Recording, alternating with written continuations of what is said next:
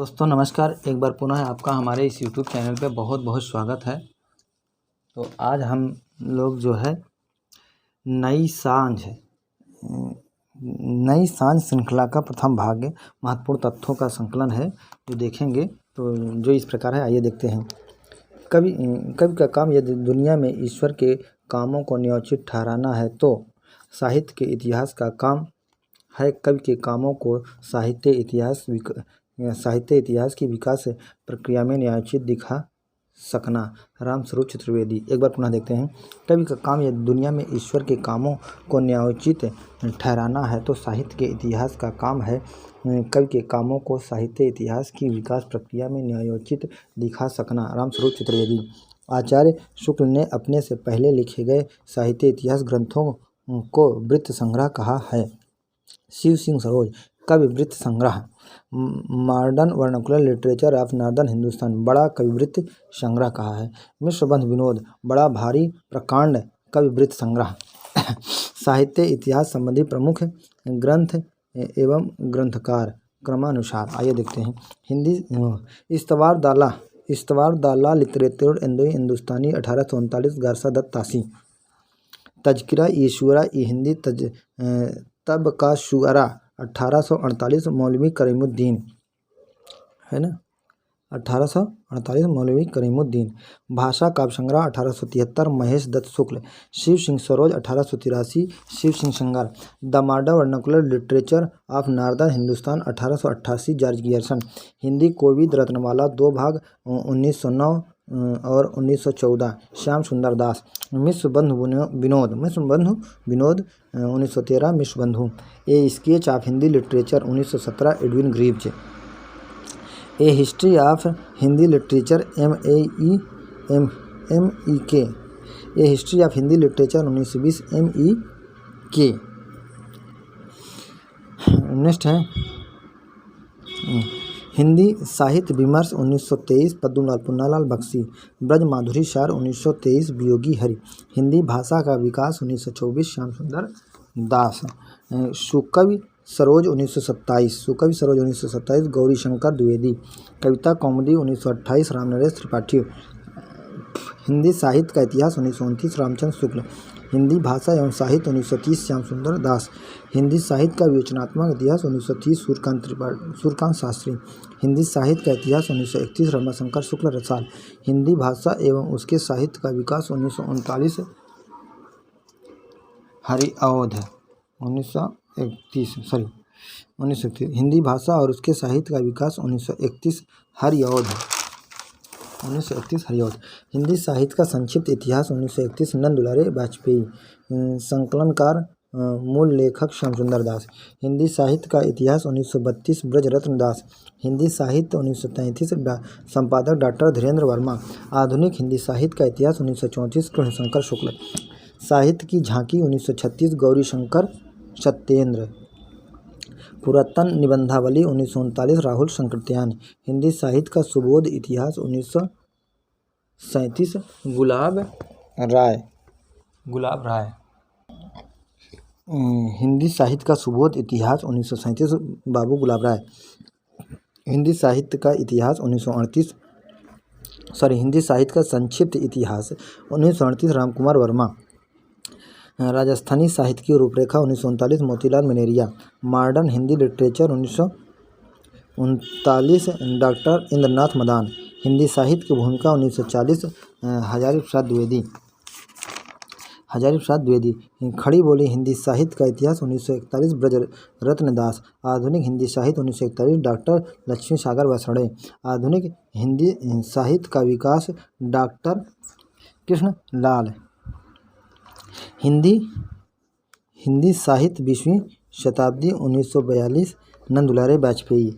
हिंदी काव्यधारा 1944 राहुल संकृत्यायन। हिंदी वीर काव्य 1945 डॉक्टर टीकम सिंह तोमर।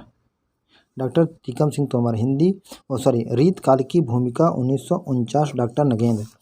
आधुनिक हिंदी साहित्य 1950 नंद दुलारे वाजपेयी।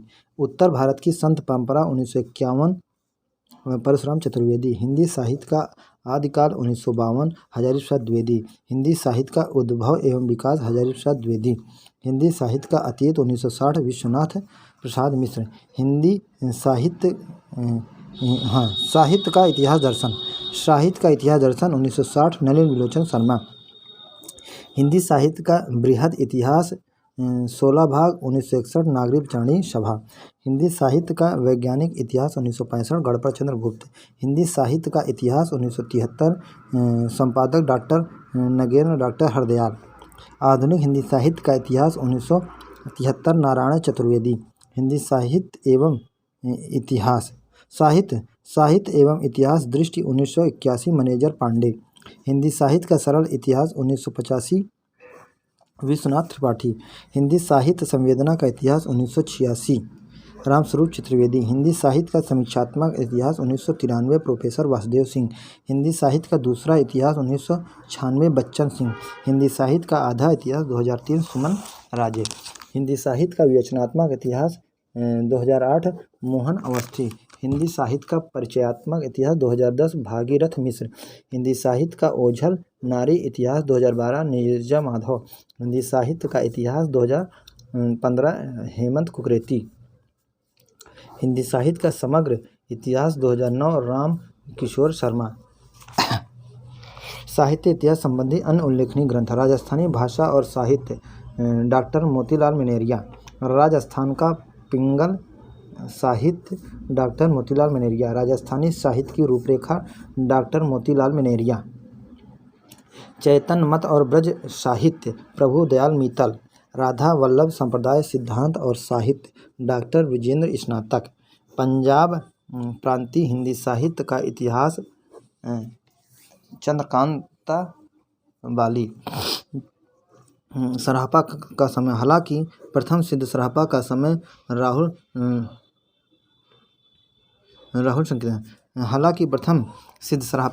राहुल संकीर्तन के अनुसार सामान्यतः 769 ईस्वी स्वीकार किया जाता है, किंतु शुक्ल जी ने उनका समय 633 ईस्वी विक्रमी संवत 690 ईस्वी माना है। अतः इसी आधार पर उन्होंने 8वीं शताब्दी की बजाय 7वीं शताब्दी से सिद्धों की रचनाओं में अपभ्रंश के पद्यों की प्राप्ति को माना है।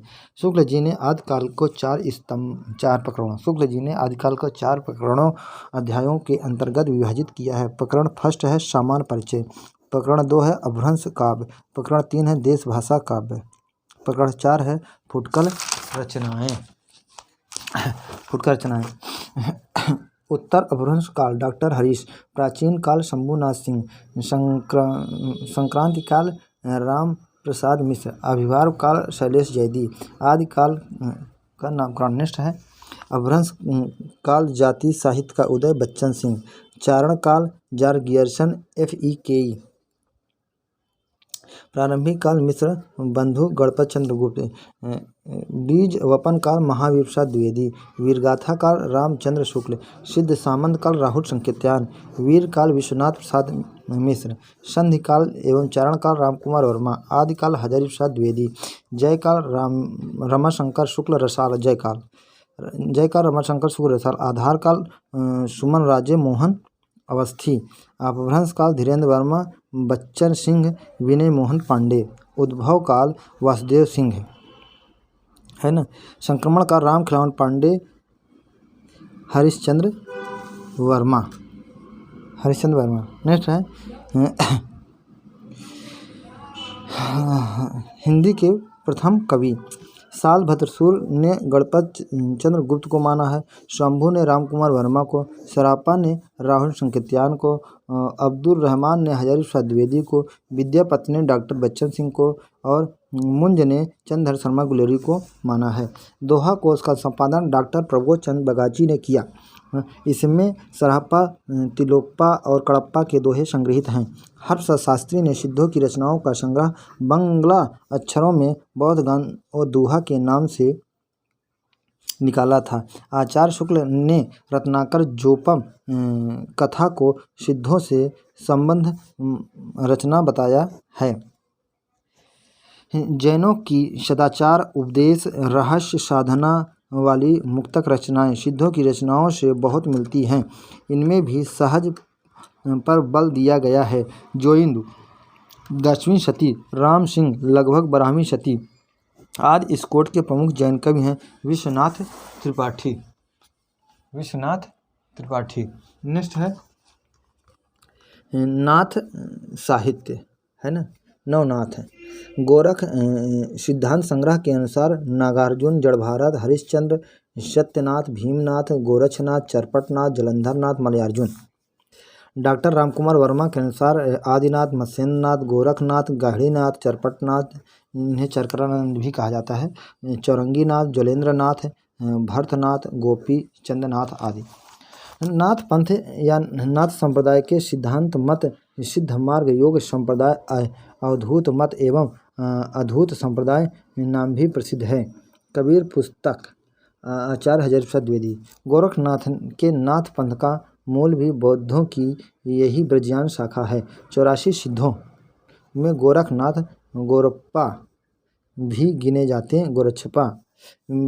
जाते हैं, पर यह स्पष्ट है कि उन्होंने अपना मार्ग अलग कर लिया। शुक्ल सिद्धों की वाममार्गी भोग प्रधान योग साधना की प्रतिक्रिया स्वरूप आदिकाल में नवनाथ की हठयोग साधना प्रारंभ हुई।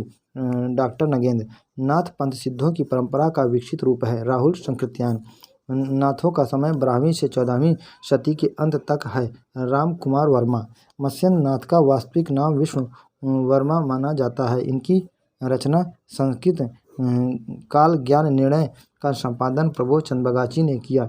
अभिनव ने अपने ग्रंथ तंत्रलोक में इनकी वंदना की है। गोरखनाथ मत्स्येंद्र नाथ के शिष्य थे। इनके समय को लेकर विवाद है। राहुल संकीर्तन 845 ईस्वी, हज़ारी प्रसाद द्विवेदी 9वीं शती, पीतम्बर दत्त बड़द्वाल 11वीं शती, रामचंद्र शुक्ल, रामकुमार वर्मा 13वीं शती। मिश्र बंधुओं ने इन्हें हिंदी का प्रथम गद्य लेखक माना है। चौरंगीनाथ गोरखनाथ के शिष्य थे। भक्तों में ये पूरन भगत के नाम से प्रसिद्ध हैं। इन नाथों को इन नामों से जाना जाता है: मत्स्येंद्रनाथ, मीननाथ, मच्छंदरनाथ, चौथे बोधिसत्व अलिकेतेश्वर थे हैं। जलंधरनाथ, बालनाथ, नागार्जुन, रसायनी, चौरंगीनाथ, पूरन भगत। नागार्जुन, गोरखनाथ, चरपट और जलंधर का नाम नाथ और सिद्ध दोनों में गिना जाता है। प्राचीनतम ग्रंथ ऋपुदारण दास, संस्कृत भाषा। दशरथ ओझा ने 305 ईस्वी समय माना है। गोरख पंथ का प्राचीनतम ग्रंथ ऋपुदारण दास है ना, संस्कृत भाषा में। दशरथ ओझा ने 903 ईस्वी के समय माना है। अपभ्रंश में प्रथम उपदेश रसायन रास जिनदत्त सूर्य। हिंदी में प्रथम भारतेश्वर बाहुबली रास शालभद्र सूर्य, है ना। प्रथम धर्मेत्तर रास संदेश राशक अब्दुल रहमान। हिंदी का प्रथम ऐतिहासिक रास पंच पांडव चरित रास शालभद्र सूर्य, शालभद्र द्वितीय 1350 ईस्वी। डॉक्टर नगेंद्र ने देवसेन की श्रावकाचार्य को हिंदी की प्रथम रचना माना है। आचार्य शुक्ल के अनुसार साहित्यिक प्रबंध के रूप में जो प्राचीन ग्रंथ उपलब्ध है वह पृथ्वीराज रासो वीर गीत के रूप में हमें सबसे पुरानी पुस्तक विशल देवरासो मिलती है। यद्यपि उसमें समयानुसार भाषा के परिवर्तन का आभास मिलता है। जो रचना कई सौ वर्षों से लोगों में बराबर गाई जाती रही है, इसकी भाषा अपने मूल रूप में नहीं रह सकती। इसका प्रत्यक्ष उदाहरण आल्हा है, जिसके गाने वाले प्रायः समस्त उत्तरी भारत में पाए जाते हैं। प्रबंध का सर्वप्रथम ग्रंथ खुमार रासो है। वीर गीत वीर काव्य परंपरा का सर्वप्रथम ग्रंथ खुमार रासो है। रासो शब्द की उत्पत्ति, प्रस्तोता और मूल शब्द: गारसा दत्तासी राजसूय, हरप्रसाद शास्त्री राजयस, आचार्य रामचंद्र शुक्ल रसायन से रास या रासो, नंदुलारे वाजपेयी रास से हज़ारी प्रसाद द्विवेदी रासक उपरासक माना है। राम स्वरूप चतुर्वेदी राउस का रास, दशरथ शर्मा ने रासक से माना है। माता प्रसाद गुप्त रासक, गणपत चंद्रगुप्त रासक, रास रासा रासु रासो, काशी प्रसाद जायसवाल रहस्य।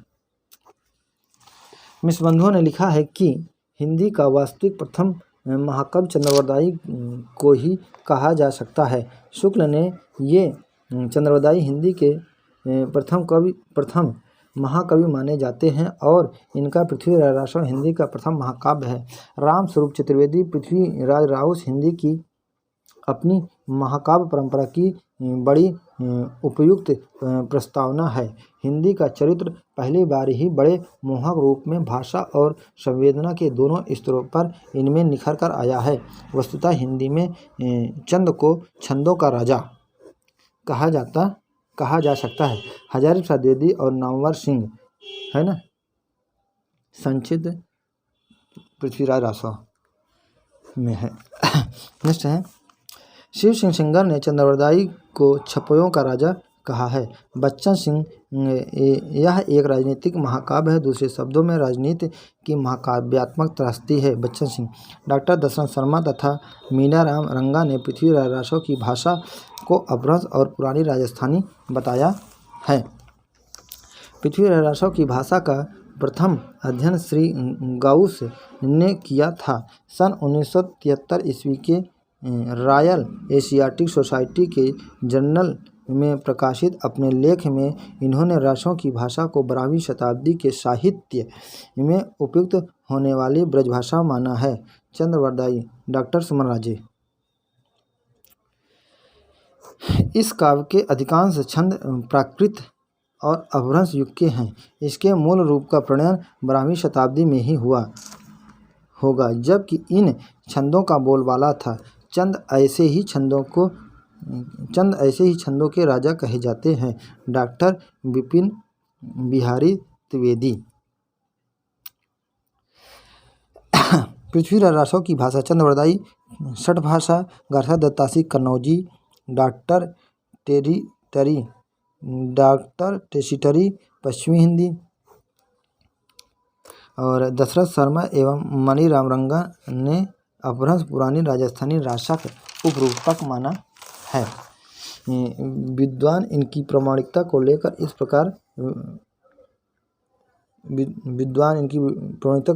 प्रकार विभाजित है ना प्रामाणिकता। तो पृथ्वीराज रासो को प्रामाणिक मानने वाले हैं तो मिश्र बंधु, श्याम सुंदर दास, मोहनलाल विष्णुलाल पांड्या, कर्नल टाड़। जबकि अर्ध प्रामाणिक मानने वाले विद्वान हैं तो मुनि जिन विजय, हजारी प्रसाद द्विवेदी, डॉक्टर सुनीत कुमार चटर्जी। अप्रामाणिक मानने वाले विद्वान हैं doctor Buhler Ramchandra Shukla, doctor Buhler Ramchandra Shukla, Munshi Devi Prasad, कविराज श्यामल दास, गौरी शंकर हीराचंद ओझा। नेक्स्ट है हजारी प्रसाद द्विवेदी ने पृथ्वीराज रासो के संदर्भ में लिखा है कि कथा की परीक्षा इतिहास के दृष्टि से नहीं, काव्य की दृष्टि से होनी चाहिए। पुरानी कथाएं काव्य ही अधिक है, इतिहास वे एकदम नहीं। आचार्य रामचंद्र शुक्ल ने कहा है कि माना कि रासो साहित्य नहीं है, काव्य ग्रंथ है, पर काव्य ग्रंथों में सत्य घटनाओं के बिना किसी प्रयोजन कोई उलटफेर नहीं किया जाता। यह पूरा ग्रंथ वास्तव में जाली है।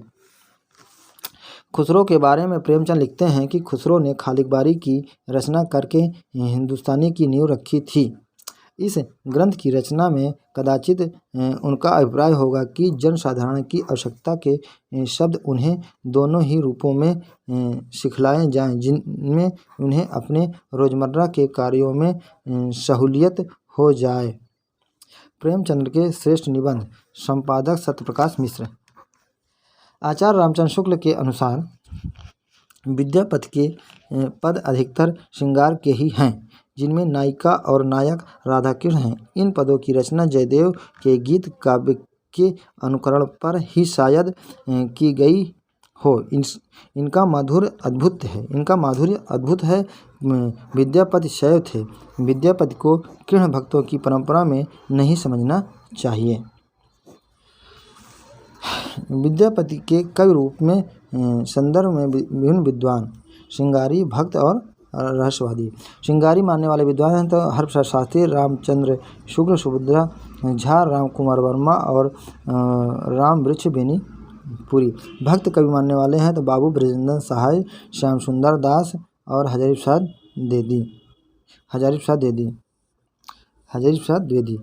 और रहस्यवादी मानने वाले विद्वान हैं जॉर्ज गियर्सन, नगेंद्र नाथ गुप्त और जनार्दन मिश्र। नेक्स्ट है, सर्वप्रथम गियर्सन ने विद्यापति को रहस्यवादी कहा है।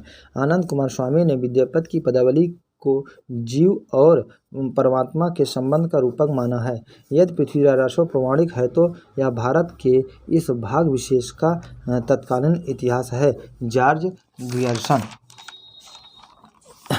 भक्तिकाल। प्रकरण फर्स्ट, सामान्य परिचय। प्रकरण 2, निर्गुण धारा ज्ञानाश्रयी शाखा। प्रकरण 3, निर्गुण धारा प्रेमाश्रयी सूफी शाखा। प्रकरण 4, सगुण धारा राम भक्ति शाखा। प्रकरण 5, सगुण धारा कृष्ण भक्ति शाखा। प्रकरण 6, सगुण धारा भक्ति काल की फुटकल रचनाएं। धर्म साधना के विषय में शुक्ल जी के कुछ महत्वपूर्ण मत।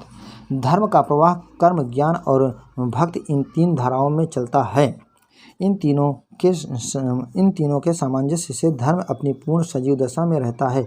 किसी एक के भी अभाव से वह विकलांग रहता है। कर्म के बिना वह लूला लंगड़ा, ज्ञान के बिना अंधा और भक्ति के बिना हृदयहीन क्या निष्प्राण रहता है। ज्ञान के अधिकारी तो सामान्य से बहुत अधिक समुन्नत और विकसित बुद्धि के कुछ थोड़े से विशिष्ट व्यक्ति होते हैं। कर्म और भक्ति ही सारे जन संप्रदाय की संपत्ति होती है। साधना के जो 3 अवयव कर्म, ज्ञान और भक्ति कहे गए हैं वे सब काल पाकर दोषग्रस्त हो सकते हैं। कर्म अर्थशून्य विधानों से निकम्मा हो सकता है। ज्ञान रहस्य और गुह की भावना से कलुषित हो सकती है। और भक्ति की निष्पत्ति श्रद्धा और प्रेम के योग से होती है। जहाँ श्रद्धा या पूज्य बुद्धि का अवयव जिसका लगाव धर्म से होता है छोड़कर केवल प्रेम लक्षणा भक्ति ली जाएगी, वहाँ वह अवश्य विलासित से ग्रस्त हो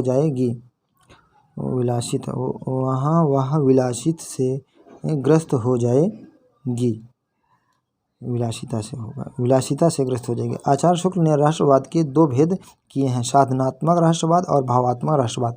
साधना के क्षेत्र में जो ब्रह्म है, साहित्य के क्षेत्र में वही रहस्यवाद है। जिस रहस्यवाद का आधार योग है वह साधनात्मक रहस्यवाद, और जिसका आधार भक्ति या सूफी प्रेम सिद्धांत है वह भावात्मक रहस्यवाद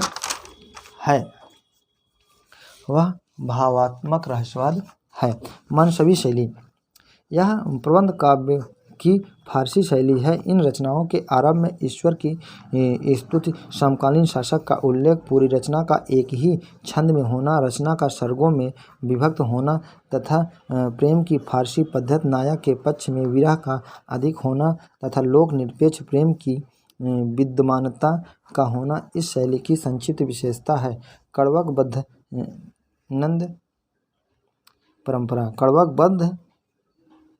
छंद परंपरा 5 या 7 चौपाइयों पर एक दोहे का धत्ता देने की शैली को कड़वक पद्धति कहते हैं। यह पद्धति फारसी काव्यों से नहीं बल्कि अपभ्रंश काव्य के दौरान स्वयंभू के काव्य से विकसित हुई। प्रेम मार्गी सूफी कवियों की प्रचुरता की समाप्ति शेखनवी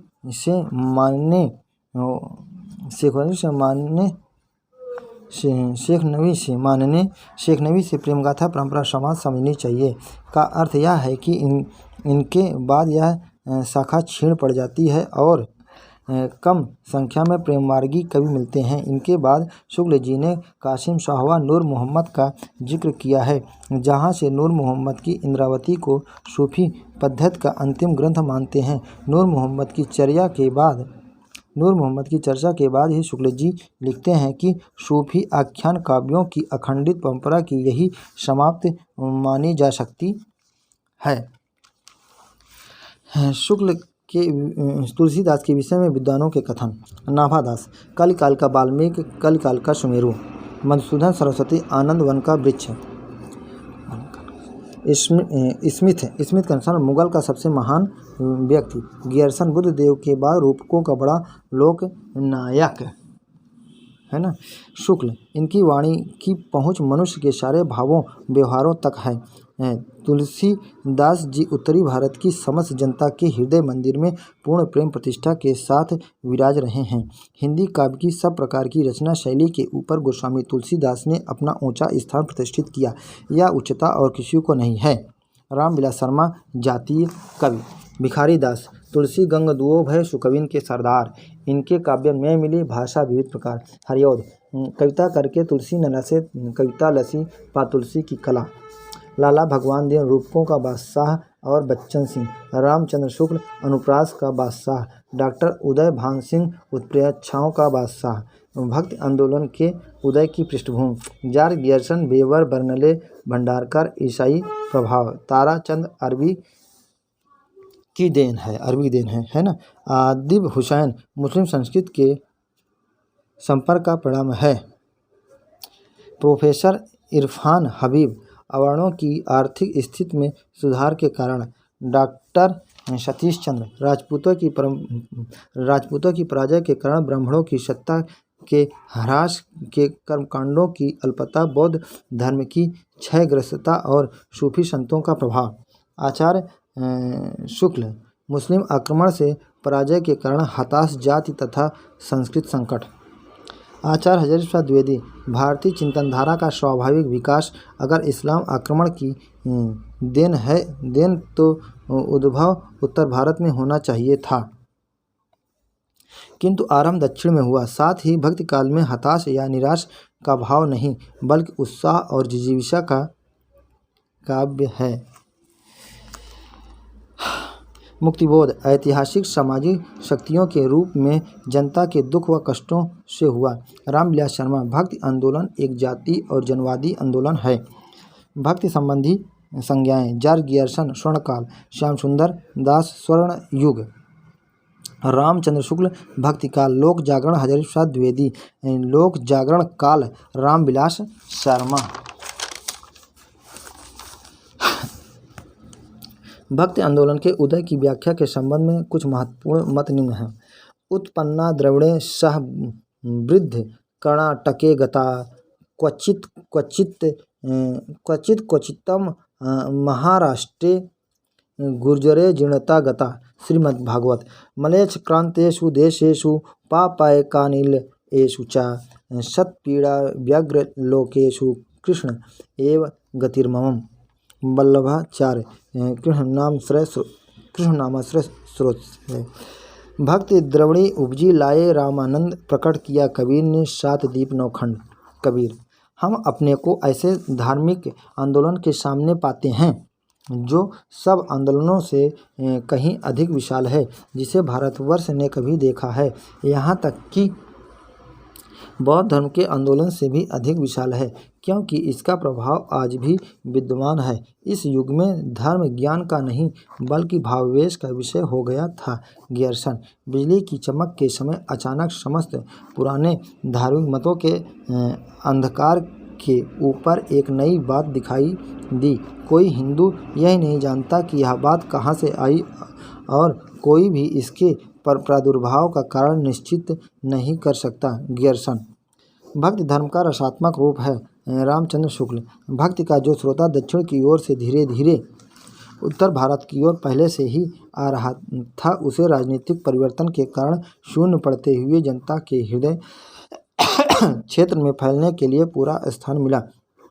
शुक्ल, मैं इस्लाम के महत्व को भूल नहीं रहा हूँ, लेकिन जोर देकर कहना चाहता हूँ, अगर इस्लाम नहीं आया होता तो भी इस साहित्य का बाहर आना वैसा ही होता जैसा आज। आचार्य हज़ारी प्रसाद द्विवेदी, समूचे भारतीय साहित्य में अपने ढंग का अकेला साहित्य है, इसी का नाम भक्ति साहित्य है। यह एक नई दुनिया है। हज़ारी प्रसाद द्विवेदी। भक्ति काल है, मध्यकाल नहीं। मध्यकाल सामान्यतः जकड़ी हुई मनोवृत्ति का परिचायक है। बच्चन सिंह, भक्ति काल काव्य की सर्वप्रथम भाषा ब्रजभाषा है।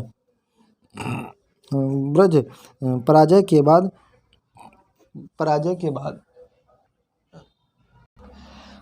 पराजय के बाद व्यक्ति या तो अपनी आध्यात्मिक श्रेष्ठता दिखाना चाहता है अथवा विलास में डूबकर पराजय को भूल जाना चाहता है। भक्त आंदोलन का स्रोत पहली मनोवृत्ति है। बाबू गुलाब राय। जिस युग में कबीर, जायसी, तुलसी सूर जैसे सुप्रसिद्ध कवियों और महात्माओं की दिव्य वाणी उनके अंतःकरणों से मिलकर देश के कोने कोने में फैली हुई थी, उसे साहित्य के इतिहास में सामान्यतः भक्ति युग कहते हैं। निश्चित ही वह हिंदी साहित्य का स्वर्ण युग था। श्याम सुंदर दास। भक्ति आंदोलन भारतीय चिंतन धारा का स्वाभाविक विकास है। हजारी प्रसाद द्विवेदी। प्रमुख दर्शन। शंकराचार्य के दर्शन का आधार वेदांत अथवा उपनिषद था। उनका सिद्धांत अद्वैतवाद कहलाया।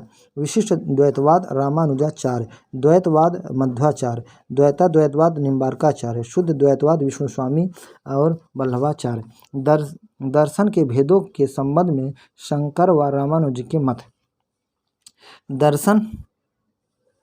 दर्शन में 3 प्रकार के भेदों को स्वीकार किया जाता है: सजातीय भेद, विजातीय भेद तथा स्वगत भेद। सजातीय भेद का अर्थ एक ही वर्ग की 2 वस्तुओं के बीच भेद, जैसे एक मनुष्य व दूसरा मनुष्य। विजातीय भेद का अर्थ है 2 भिन्न भिन्न वर्गों से संबंधित वस्तुओं का भेद, जैसे मनुष्य और पुस्तक का भेद।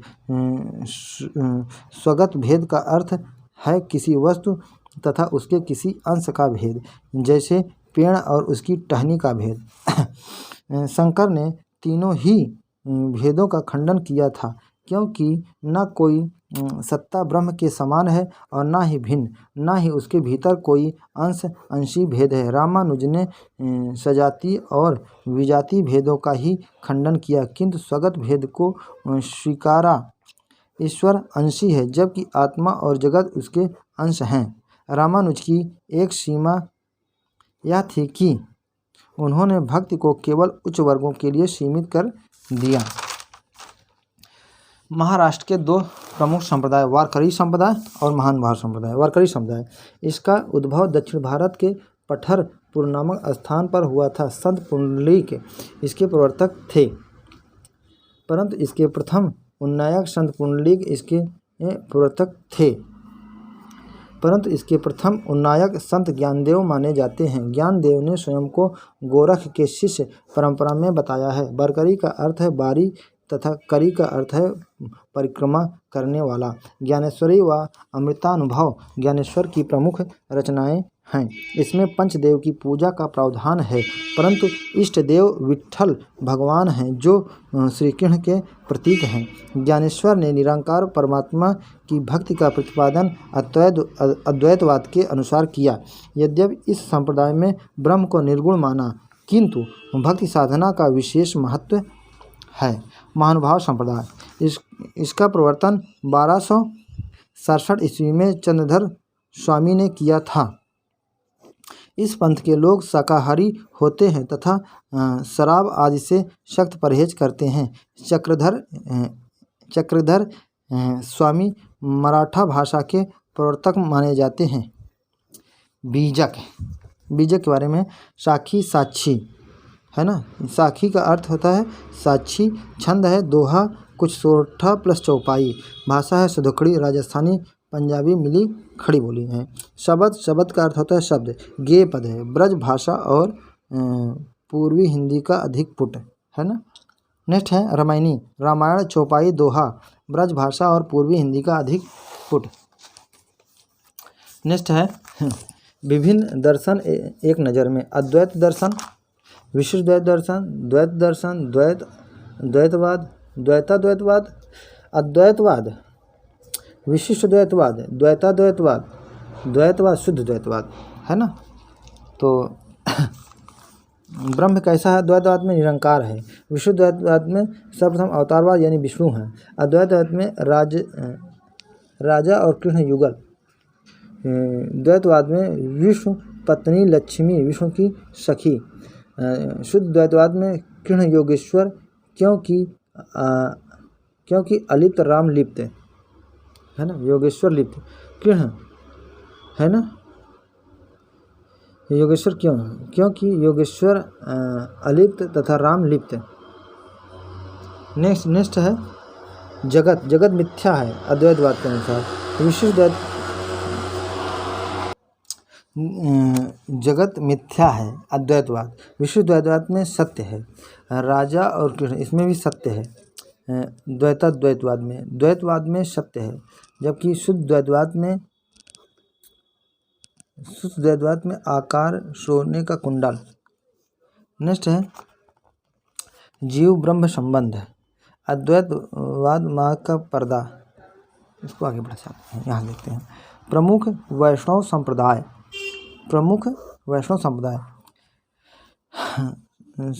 श्री संप्रदाय रंगनाथ स्वामी उसके प्रवर्तक, श्री समुदाय के प्रवर्तक रंगनाथ स्वामी हैं। 825 से 925 इनका समय है। विशिष्ट द्वैतवाद सनकादिक संप्रदाय निम्बार्काचार्य। सनकादिक संप्रदाय निम्बार्काचार्य 1114 से 1662।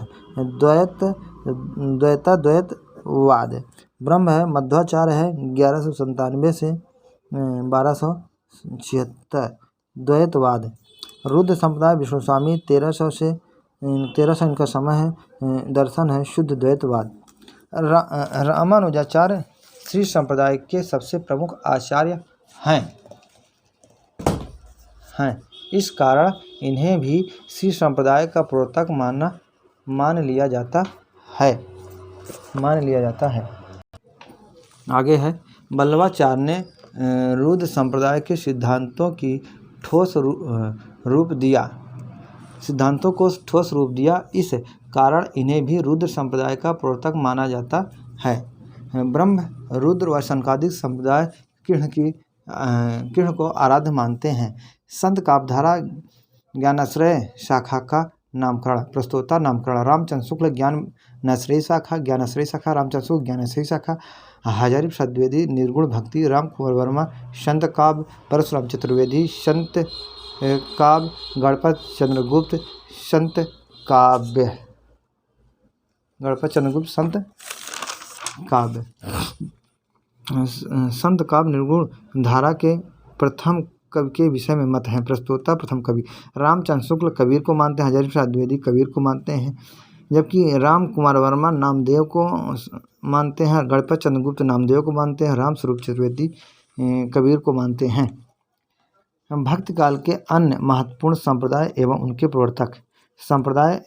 रामावर्त संप्रदाय रामानंद, महापुरुषीय संप्रदाय शंकरदेव, रामदासी संप्रदाय रामदास, उद्धति संप्रदाय सहजानंद या स्वामी नारायण, रसिक संप्रदाय अग्रदास, स्वसुखी संप्रदाय रामचरण दास, गौड़ी संप्रदाय चैतन्य महाप्रभु, सखी या हरदासी संप्रदाय स्वामी हरदास, तत्सुखी संप्रदाय जीवाराम, राधा वल्लभी संप्रदाय गोस्वामी हित हरिवंश, महानुभव संप्रदाय चक्रधर, वारकरी संप्रदाय पुंडलीक, ब्रह्म संप्रदाय दादू दयाल, ध्यान संप्रदाय बुद्ध की बोधि से और सस्ता पूजक संप्रदाय केरल में है। सहजिया संप्रदाय बंगला, पंचसखर संप्रदाय उड़ीसा, विष्णुई संप्रदाय जमनाद। कबीर द्वारा विभिन्न दार्शनिक आधारों से गृहीत सिद्धांत वेदांत, अद्वैत, ज्ञानवाद, सूफी, प्रेमवाद, भावनात्मक रहस्यवाद, वैष्णव, अहिंसा व प्रपत्तिवाद, सिद्धनाथ, जात पात, धर्म भेद व सामाजिक आडंबरों का विरोध, अंततः साधनात्मक रहस्यवाद, हठयोग, इस्लाम, एकेश्वरवाद। कबीर के 4 स्रोतों से प्रतीक चुने हैं। स्रोत प्रतीक जीवन जगत से बुनकर, कलाल, कुम्हार, माली, किसान, ब्राह्मण, ठाकुर, कायस्थ, मुल्ला, मौलवी आदि। और हस्तकला उद्योग से ताना बाना, सूत, चरखा आदि। प्रकृति से चकई, चकवा, मृग, चातक, मोती, समुद्र, नदी, जलाशय, शंख, पतंग आदि। नाथपंथी योगियों से हठ योग के सभी प्रतीक।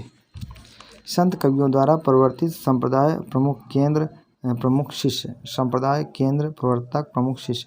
कबीरपंथी काशी है ना, कबीरपंथी काशी, प्रवर्तक कबीर है, प्रमुख शिष्य हैं धर्मदास हैं। सिख है पंजाब, प्रवर्तक हैं गुरु नानक। है ना। उदासी संप्रदाय प्रवर्तक हैं श्रीचंद। विष्णोई संप्रदाय बीकानेर, जंभनाथ, हवाली पावजी, लोहा पागल और दत्तनाथ मालदेव आदि। निरंजनी संप्रदाय डीडवाड़ा, हरदास निरंजनी, नारायण दास, रूपदास। लाल पंथ अलवर, लाल दास। दादू पंथ राजस्थान, दादू दयाल, रज्जब, सुंदर दास, प्राग दास, जन गोपाल आदि। बाबा लाली संप्रदाय है गुरदासपुर बाबा लाल। बाबरी संप्रदाय है बाबरी साहिबा। और सतनामी संप्रदाय है नरलोन, इसका केंद्र है जगजीवन दास, इसके प्रवर्तक हैं, इनके शिष्य हैं गोविंद साहब और भीखा साहब। साधु संप्रदाय फर्रुखाबाद है, इसके प्रवर्तक हैं वीर भान। कौन है? वीर भान। नेक्स्ट है प्रमुख संत कवियों से संबंधित प्रसिद्ध स्थल है संबंधित संत कवि संभ्राथल समाधि स्थल जंभनाथ, है ना। अलग दरीबा सत्संग स्थल है दादू दयाल। बाबा लाल का शैल बड़ौदा बाबा लाल। मगहर मृत्यु स्थल है कबीर का। तलवंडी ननकाना जन्म स्थल है गुरु नानक देव का। संगानेर मृत्यु स्थल है सुंदर दास का। भराने राजस्थान मृत्यु स्थल है दादू दयाल का। साहित्यकारों ने अपनी कल्पना शक्ति का योग किया, इसलिए किसी भी प्रेमाख्यान की शुद्ध पौराणिक या शुद्ध ऐतिहासिक नहीं कहा जा सकता। प्रेमाख्यानों में भिन्न पात्रों की मुख्यतः दो श्रेणियां हैं, मानवीय श्रेणी राजकुमार राजकुमारी आदि, मानवेतर श्रेणी असुर राक्षस बैताल हंस आदि। इस धारा के कवियों ने अपनी रचनाओं में प्रेम काम श्रृंगार आदि के गंभीर चित्रण के साथ साथ परंपरागत ज्ञान विज्ञान को भी प्रस्तुत किया, जैसे दर्शन पुराण ज्योतिष शकुन शास्त्र काम शास्त्र वैदिक संगीत शास्त्र युद्ध कला आदि। आचार्य शुक्ल ने सूफी प्रबंध काव्य को मनसवी एवं प्रेम पद्धति को फारसी पद्धति से जोड़ते हुए कहीं कहीं भारतीय पद्धति का मिश्रण उन्हें अभारतीय माना है, परंतु आगे चलकर गणपत चंद्र गुप्त आदि विद्वानों ने नए शोधों एवं तर्कों के आधार पर इन दोनों को भारतीय परंपरा में ही सिद्ध किया है। सूफी शब्द की व्युत्पत्ति के विषय में निम्न मत हैं। मूल शब्द अर्थ सूफ ऊन, सफ़ा पवित्र एवं शुद्ध, सोफिया विद्या प्रेम और सुफ़ाह चबूतरा, सफ़ मन पंक्ति। सूफी साधना में साधक की चार अवस्थाएं मानी जाती हैं, चार पड़ाव, चार लोक, है ना। शरीयत आचरण नशूत, तरीक़त उपासना मलकूत, तरीक़त उपासना मलकूत, मारिफत सद्बोध जबरूत, हकीकत सिद्धावस्था लाहूत। प्रथम सूफी संप्रदाय की संक्षिप्त रूपरेखा। प्रमुख सूफी संप्रदाय की संक्षिप्त रूपरेखा। संप्रदाय आदि प्रवर्तक भारत में प्रवर्तक समय चिश्ती संप्रदाय ख्वाजा अबू इसहाक। भारत में इसके प्रवर्तक हैं तो ख्वाजा मोइनुद्दीन चिश्ती। समय है 12वीं शती का उत्तरार्ध। संप्रदाय सामी और ख्वाजा अबू अब्दाल चिश्ती।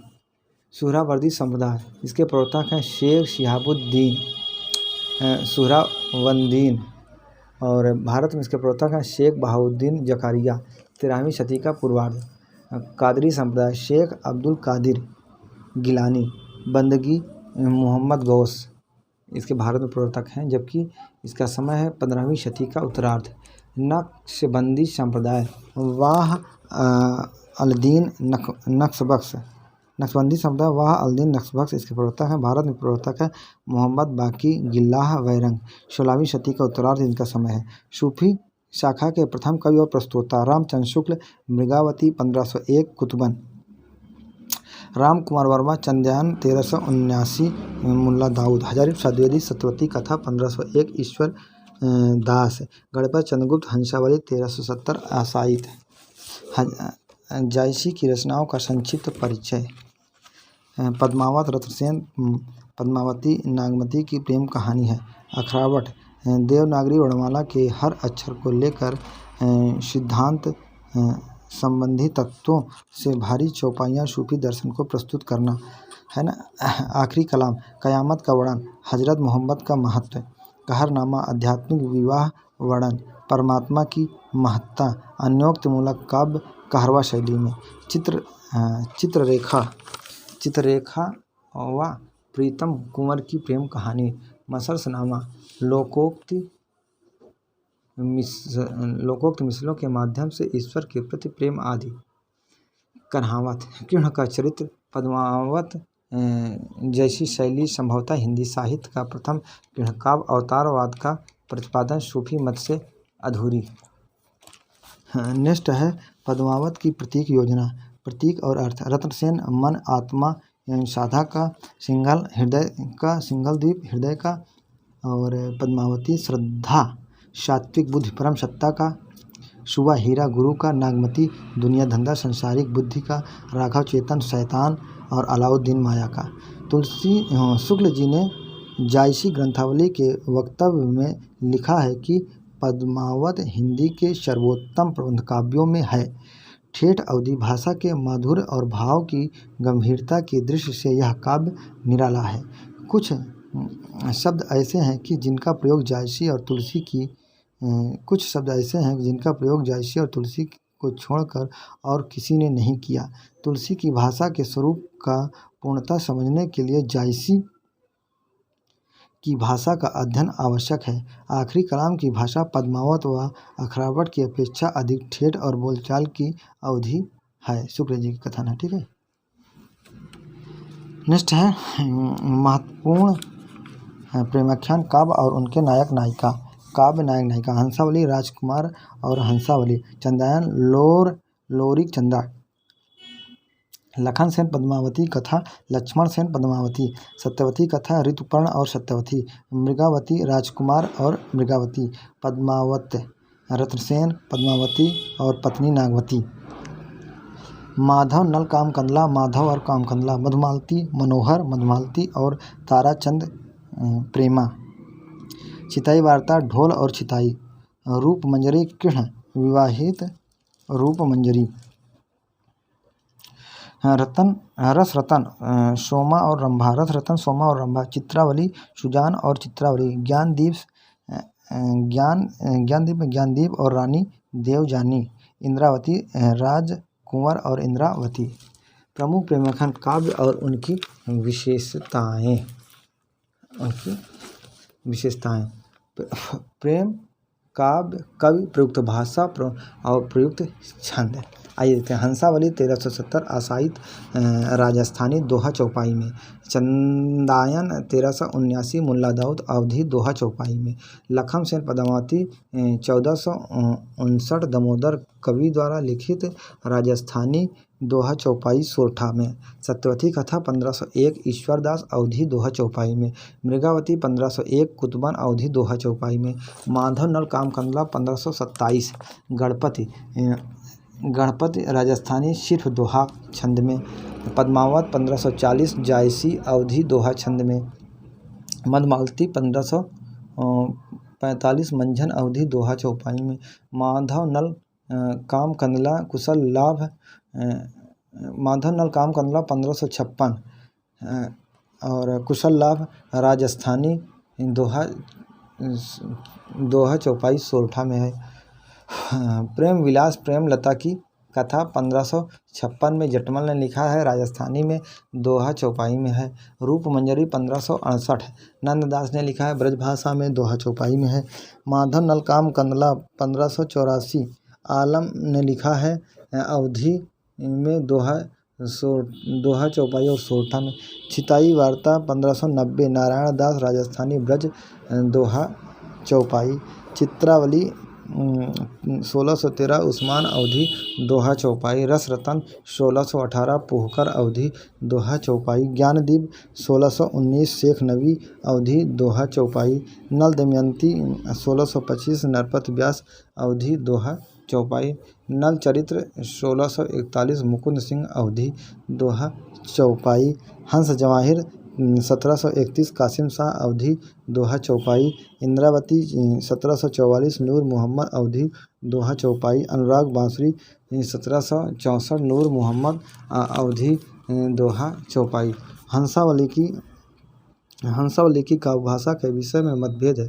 कुछ विद्वान इसे गुजराती काव्य रचना समझते हैं, कुछ राजस्थानी। मोतीलाल नेरिया ने राजस्थानी भाषा एवं साहित्य में इसे राजस्थानी काव्य माना है। नोट: शेख निसार का यूसुफ जुलेखा 1790 तथा नासिर का प्रेम दर्पण 1847 ईस्वी भी महत्वपूर्ण प्रेमाख्यान काव्य है। प्रेम दर्पण की कथा यूसुफ जुलेखा के समान है। अलवार संतों की संख्या 12 है। तमिल नाम और संस्कृत नाम है। मोयंग अलवार सर्वयोगिनी, भूतंत अलवार भूतयोगिनी, पै अलवार महायोगिनी, तिरुमल्ली साई अलवार भक्तिसार, नम्न अलवार सठाकोप, मधुर कवि अलवार मधुर कवि, कुलशेखर अलवार कुलशेखर, पेरिय अलवार विष्णुचित, अंडाल अलवार गोदा और तोडर डिम्पोड़ो अलवार भक्ति धृणेरु, तिरुपावन योगी वाहन, तिरुमंगई परकाल। रामानंद के शिष्य आचार्य शुक्ल के अनुसार रामानंद के शिष्य हैं तो अनंतानंद, सुखानंद, सुरसुरानंद, नरहरियानंद, भावानंद, पीपा, कबीरदास, सेन, धन्ना, रैदास, पद्मावती और सुरसरी। हजारी प्रसाद द्विवेदी के अनुसार रामानंद के शिष्य हैं तो आशानंद, सुखानंद, सुरसुरानंद, परमानंद, भावानंद, पीपा, कबीर, सेना, धन्ना, रैदास, महानंद, श्री आनंद। राम कुमार वर्मा के अनुसार रामानंद के शिष्य हैं तो अनंतानंद, सुखानंद, सुरेश्वरानंद, भावानंद, योगानंद, पीपा, कबीर, सेन, धन्ना, रैदास और पद्मावती। तुलसी पूर्व हिंदी राम काव्य। पृथ्वीराज रासो चंद्रवरदाई मंगलाचरण के रूप में दशावतार वर्णन। रामावतार संबंधी 48 छंद हैं इसमें। रामायण कथा 1442 ईस्वी में विष्णुदास ने कहा है और वाल्मीकि रामायण का हिंदी रूपांतरण राम कथा संबंधी हिंदी का प्रथम प्रबंध काव्य है। भरत मिलाप अंगद पैज राम जन्म ईश्वर दास। इन्हें तुलसी के रामचरितमानस के पूर्वाभास के रूप में देखा जाता है। गोस्वामी तुलसीदास। जन्म स्थान संबंधी मतभेद में विद्वानों के मत। शोरो ईंटा, लाला सीताराम गौरीशंकर द्विवेदी। हजारी प्रसाद द्विवेदी, राम नरेश त्रिपाठी, राम दत्त भारद्वाज और गणपत चंद्रगुप्त जो है शोरो मानते हैं। शोरो और एटा जो है लाला सीताराम गौरीशंकर द्विवेदी, हजारी प्रसाद द्विवेदी, राम नरेश त्रिपाठी, रामदत्त भारद्वाज, गणपत चंद्रगुप्त मानते हैं। राजापुर बांदा मानते हैं तो बेनी माधव दास, महात्मा रघुवर दास, शिव सिंह सिंगर, राम गुलाब द्विवेदी, रामचंद्र शुक्ल आदि। तुलसी के विषय में विद्वानों के कथन। मधुसूदन सरस्वती आनंद वन का वृक्ष। आनंद कानने कश्चित झ मंग तुलसी तरु कविता मंजरी यश राम भ्रमर दूषिता। तुलसी मधुसूदन सरस्वती ने कहा है। नेक्स्ट है हजारी प्रसाद द्विवेदी। भारतवर्ष का लोकनायक वही हो सकता है जो समन्वय करने का अपार धैर्य लेकर आया हो। तुलसी का सारा काव्य समन्वय की विराट चेष्टा है। हजारी प्रसाद द्विवेदी। आधुनिक भारतीय भाषाओं में कृष्ण काव्य का आरंभ मैथिल कोकिल विद्यापति से माना जाता है। पद्वली में राम कृष्ण की प्रेम लीला का वर्णन है। महाराष्ट्र के वारकरी महानुभाव व जय कृष्णी संप्रदायों में भी कृष्ण भक्ति साहित्य की रचना हुई है। इसमें कुछ कवियों ने अभ्रंश मिश्र हिंदी के पद लिखे हैं। निर्गुण व सगुण भाव का मिश्रण है। नामदेव के कुछ पदों में कृष्ण की सगुण भक्ति है। बंगाल के वैष्णव साजिया संप्रदाय में भी राधा कृष्ण भक्ति वर्णन है। रस व रतिनाम से कृष्ण व राधा का उल्लेख है। परकीय भाव से राधा की आराधना की जाती है। कृष्ण का परंपरा के प्रमुख संप्रदायों का परिचय है ना, क्या है परिचय है तो संप्रदाय प्रवर्तक आचार दार्शनिक मत गुरु जन्म स्थान। ठीक। नेक्स्ट है सनकादिक या निम्बार्क संप्रदाय। निम्बार्काचार्य 1114 से 1162 दार्शनिक मत है। द्वैतवाद गुरु है नारद मुनि। इनका जन्म स्थान है निम्बापुर मैसूर में। रुद्र संप्रदाय विष्णुस्वामी वल्लभाचार्य 1478 से 1578। शुद्ध द्वैतवाद विष्णुस्वामी चंपारण इनका स्थान है।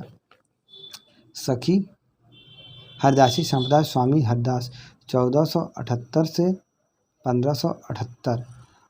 आशाधीर वृंदावन राजपुर गौड़ी संप्रदाय चैतन्य महाप्रभु 1486 से 1533। अचित भेदा भेद और केशव भारती गुरु का नाम है और नवद्वीप बंगाल में इनका जन्म स्थान है। राधा वल्लभ हित हरिवंश 1502 से 1552। गोपाल वल्लभ है ना, बांधगांव मथुरा। नेक्स्ट है गुरु शिष्य परंपरा, गुरु और शिष्य। केशव भारती श्री भट्ट, केशव भारती के शिष्य हैं श्री भट्ट। श्री भट्ट के शिष्य हैं हरिव्यास देव और हरिव्यास देव के शिष्य हैं परशुराम देव। निम्बार्क संप्रदाय के प्रमुख कवि एवं उनकी रचनाएं। श्री भट्ट युगल शतक आदि वाणी, हरिव्यास देव महावाणी, परशुराम देव परशुराम सागर। अष्टछाप के कवि है कुंभन दास 1468, सूरदास 1478, परमानंद दास 1493, किरणदास 1496, गोविंद स्वामी 1505, छीस स्वामी 1515, चतुर्भुज दास 1530, नंद दास 1535। सूरदास के जन्मस्थान के विषय में विद्वानों का मतभेद। रुनकता गऊ घाट मानने वाले विद्वान हैं श्याम सुंदर दास, रामचंद्र शुक्ल, हजारी प्रसाद द्विवेदी। सीही नामक ग्राम में जन्मस्थान मानने वाले हैं तो डॉक्टर नगेंद्र और गणपत चंद्र गुप्त। सूरदास के 12 स्कंदों का संक्षिप्त परिचय।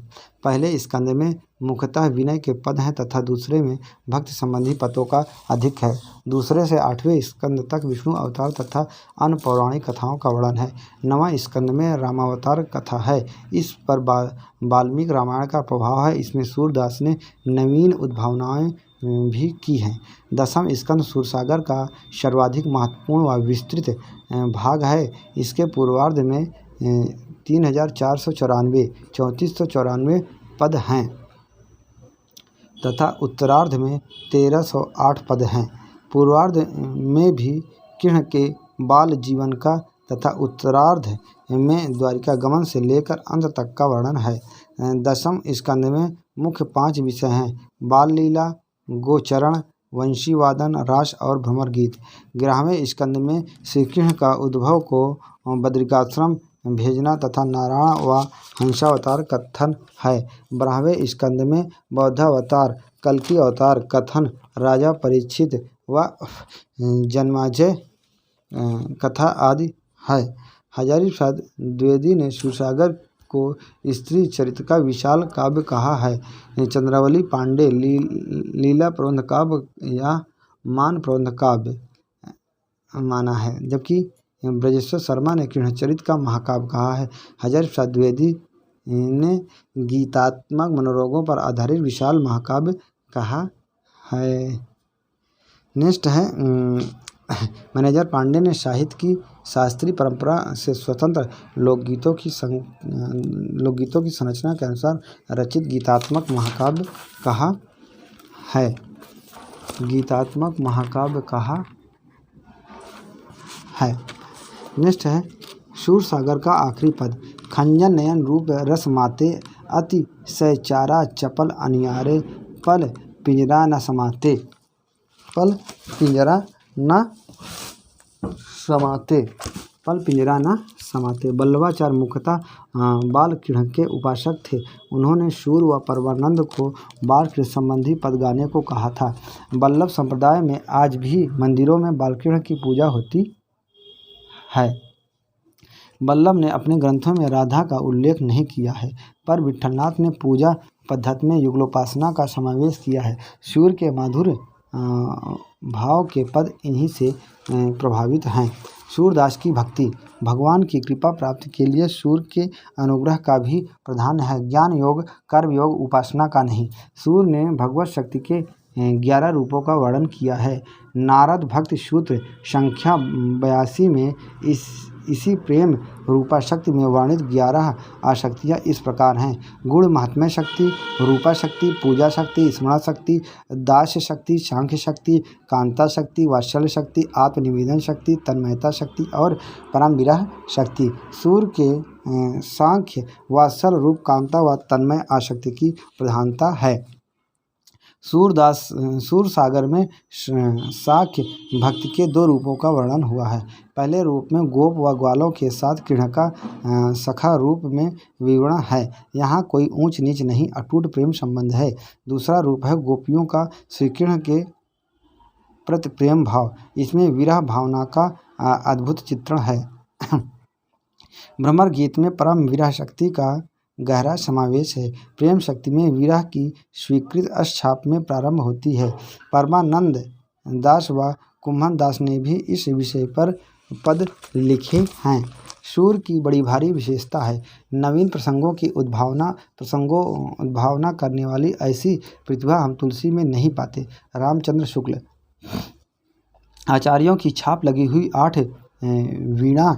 8 वीणाएं श्री कृष्ण की प्रेम लीला कीर्तन करने उठी, जिनमें सबसे ऊंची सुरीली और माधुरी झंकार अंधे कवि सूरदास की वीणा की थी। रामचंद्र शुक्ल जी ने उससे उपालंब काव्य व ध्वन काव्य कहा है।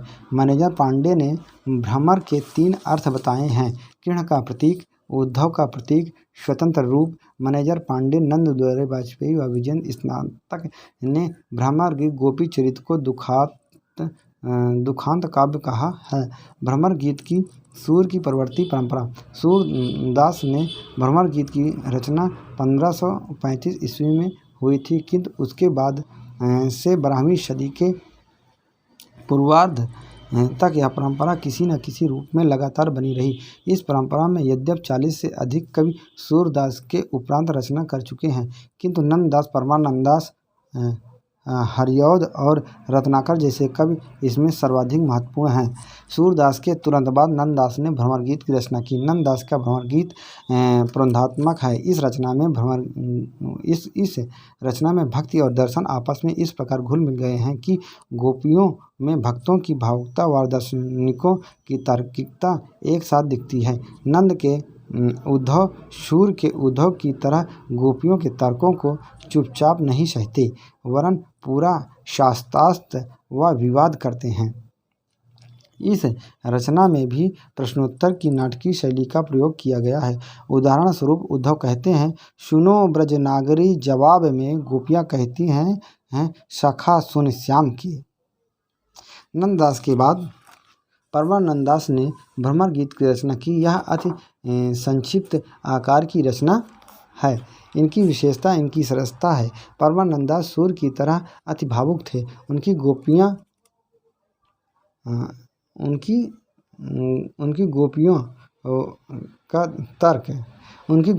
तर्क अधिक नहीं करती, भावुक कथनों पर अधिक प्रयोग करती हैं। भक्ति काल में भ्रमर गीत की रचना तुलसीदास ने भी की। कवितावली में तो केवल 3 छंदों में यह प्रयास किया गया है। हालांकि कृष्ण गीतावली में यह कुछ विस्तार के साथ है। तुलसी का मर्यादावाद यहाँ भी विद्वान है। तुलसी की गोपिका उद्धव के प्रश्नों का उत्तर बड़ी शालीनता, संयम एवं मर्यादा के साथ देती हैं। सूर के विषय में विद्वानों के कथन।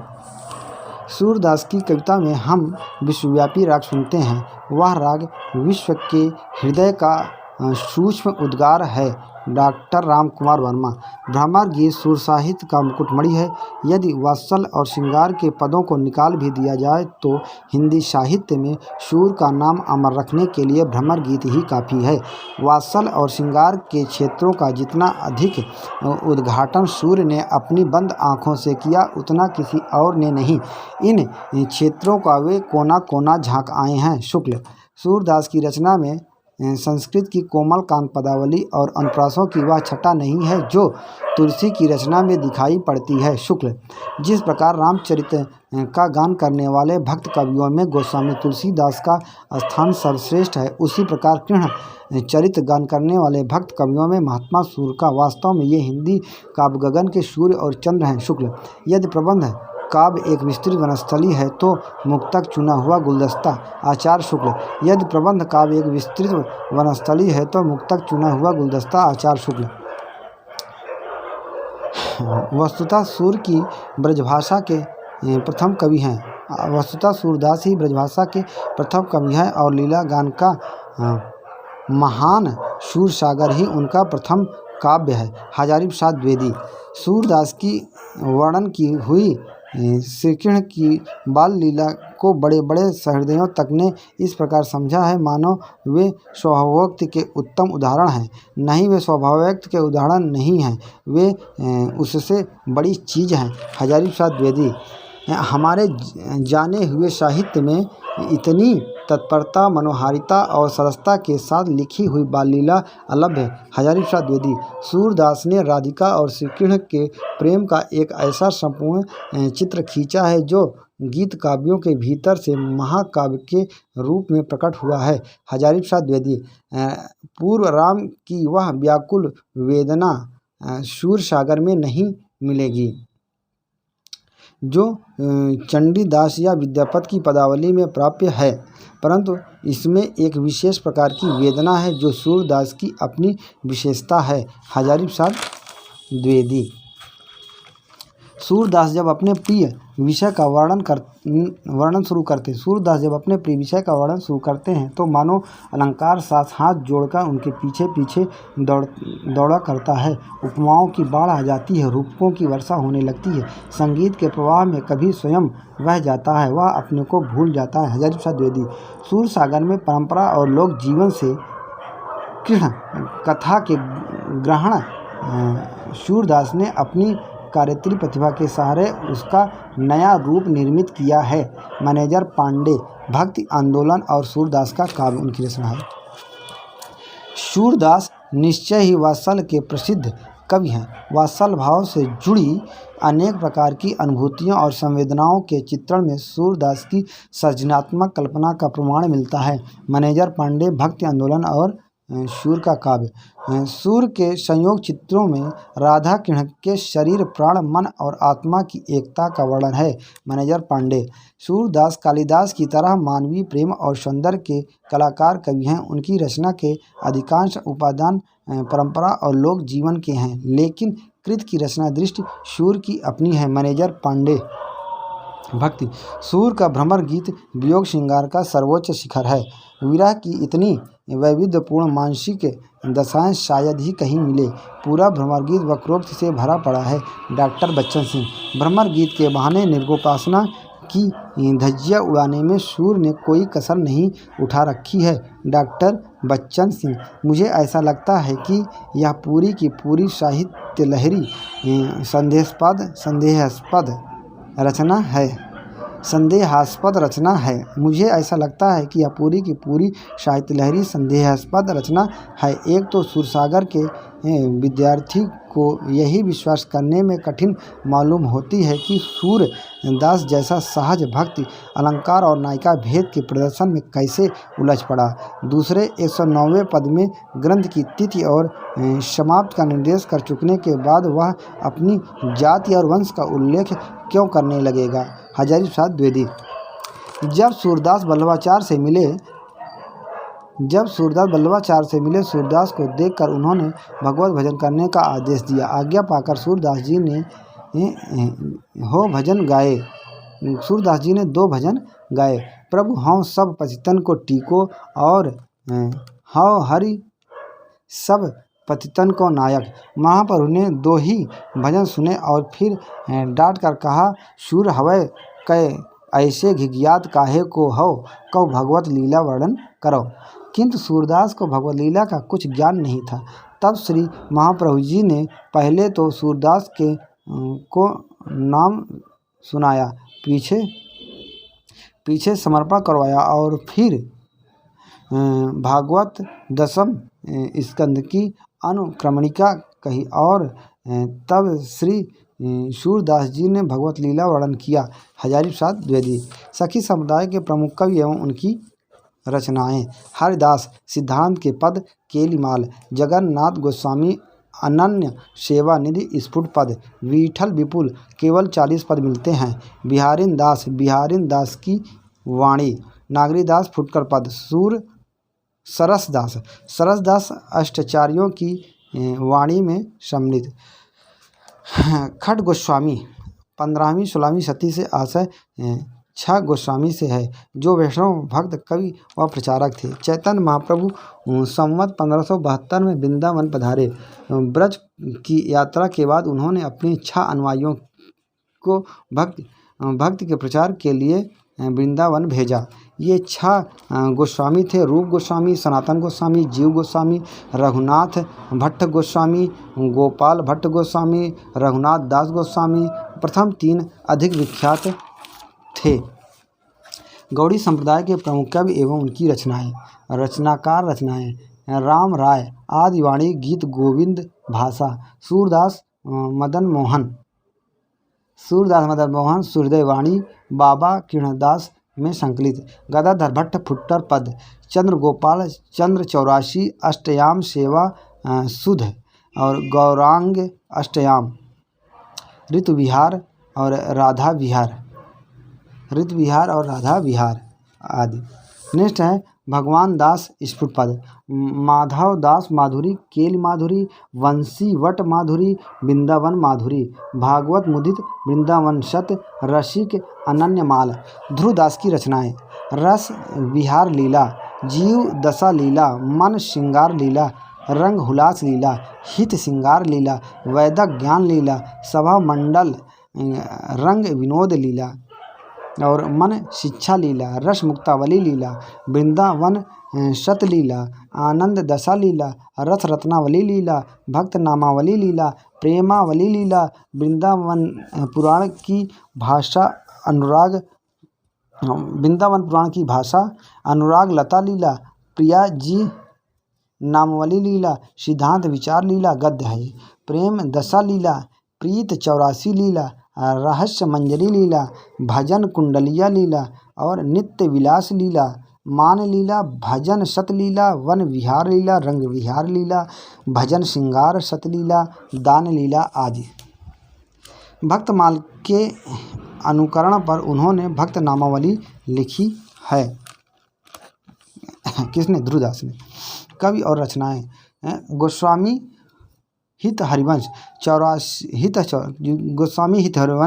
84 स्फुट पद, राधा सुधानिधि, यमुनाष्टक। इनके विट्ठलनाथ को लिखे 2 गद्य पत्र भी उपलब्ध हैं। दामोदर दास सेवक जी, सेवक वाणी। हरिराम व्यास वाणी, रस पंचाध्यायी, रागमाला, नवरत्न, स्वधर्म पद्धति। चतुर्भुज दास द्वादश यश, भक्ति प्रताप यश, हितजू को मंगल, फुटकर पद, मंगल सार यश आदि।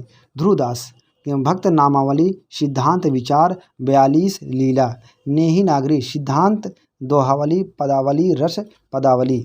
नोट: शुक्ल जी ने राधा वल्लभ संप्रदाय के चतुर्भुज दास की रचनाओं को अर्थ छाप के चतुर्भुज दास की ही रचना माना है। नेक्स्ट है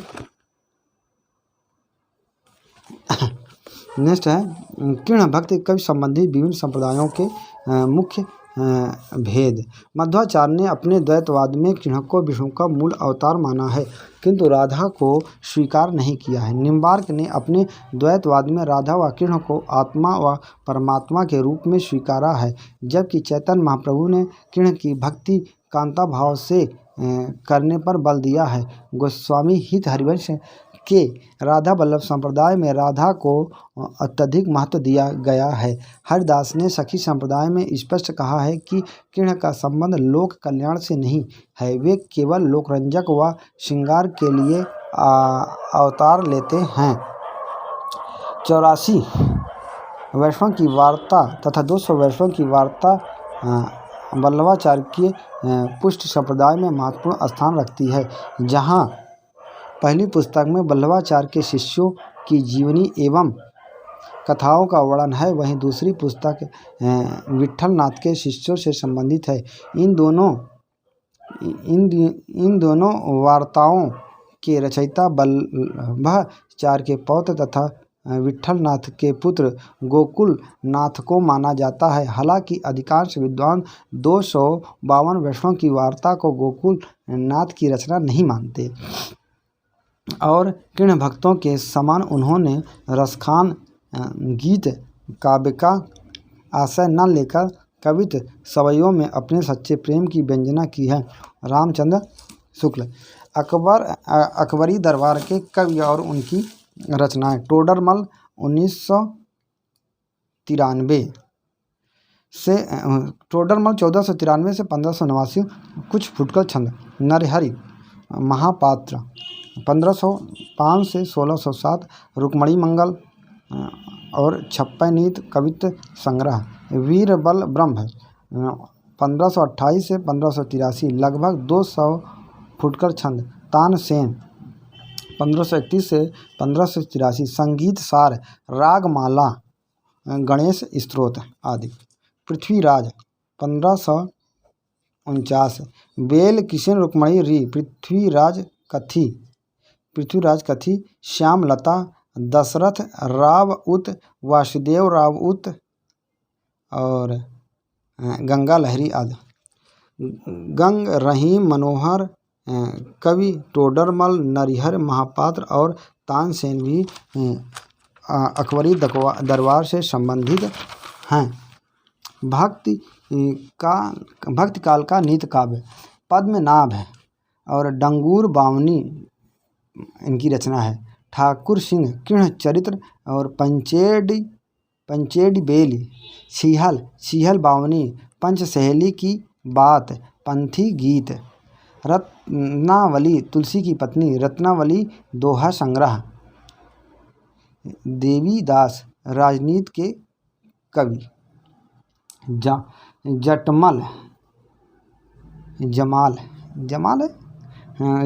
जमाल दोहावली 1570 के लगभग। उदयराज को दोहा 1503 ईस्वी।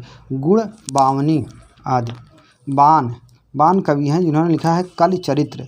वाजिद कवि ने लिखा है ग्रंथ गुण उत्पत्ति नामा, ग्रंथ प्रेम नामा, ग्रंथ गरज नामा, सखी वाजिद आदि। और राजसमुद्र जैन शालिभद्र चौपाई। राजसमुद्र ने लिखा है शालिभद्र चौपाई, गए सुकुमाल चौपाई, प्रश्नोत्तर रत्नमाला, कर्म बत्तीसी, शील बत्तीसी और बाला व बोध आदि।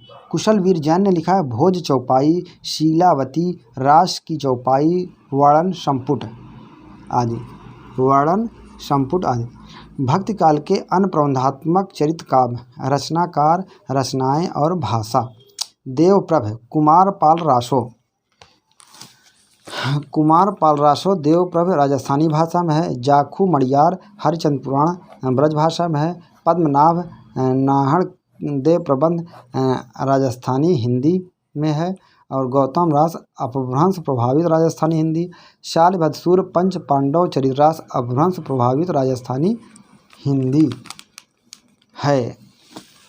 बहुत बहुत धन्यवाद, बहुत बहुत शुक्रिया, थैंक यू।